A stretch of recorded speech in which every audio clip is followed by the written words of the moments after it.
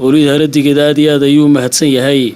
degmada Kalabeed ee gobolka Sool ayaa saaka banaanbax ballaaran oo lagu taageerayo xisbiga kulmiye oo ololihiisa lagu qabtay boqolaal dad oo isugu soo baxay halkaas ayaa waxay muujiyeen xuduudda ballaaran ay u hayaan xisbiga kulmiye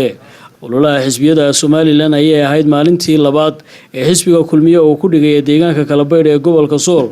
waxayna sheegeen taageerayaashaasi inay la garab taagan yihiin in ay u codeeyaan xisbiga kulmiye iyaguna si weyn u taageersan waxa halkaasi ka hadlay qaybaha kala duwan ee xisbiga taageerayaasha oo dhalinyarada iyo odayaasha deegaanka Kalabeed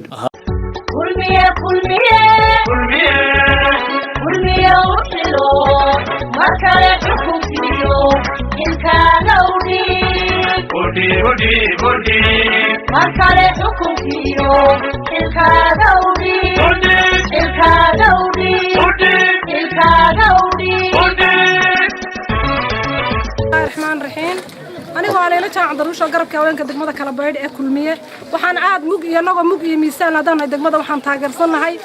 xisbixaakinka talada haya ee kulmiye Muuse Biixi Cabdi ha noolaado guulaysto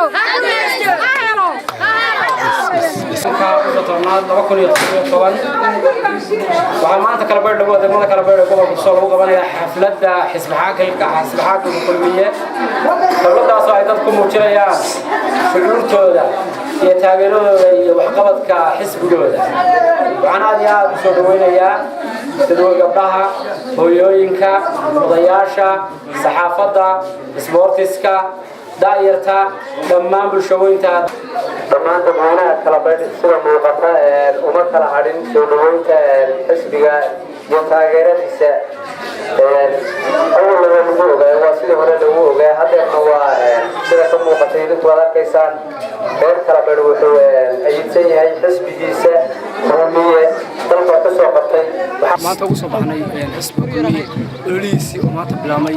waxa weeye maanta anagu wadaan dhalinyarada isboortiga ee degmada Kalabeed waxaanu la garab taaganahay cod iyo wax walba waxaan garab taaganahay xisbiga talada haya ee dalka kulmiye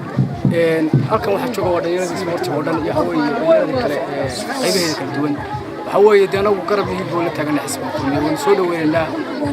waxa weeye xafladina maanta soo xambaarnay